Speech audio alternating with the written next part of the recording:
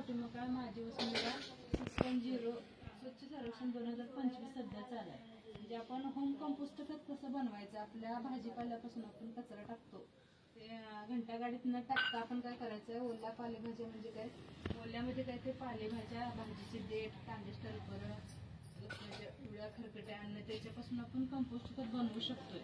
एक कुंडी घ्यायची आहे किंवा एखाद्या आपल्या जागी कशी खड्डा काढण्याची जागा असेल खड्डा घालायचा आहे. त्याच्यामध्ये काय घालायचं आहे, माती घालायची, मातीचा थर घालायचा,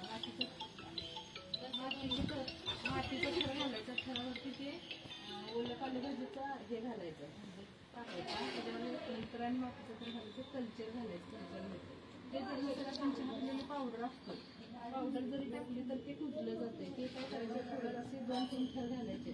पहिला भाजीचे देठे घालायचे, कांदे घालायचे, कल्चर घालायचं. ती नसेल तर कल्चर नसेल तर आपण चहाची पावडर टाकू शकतो.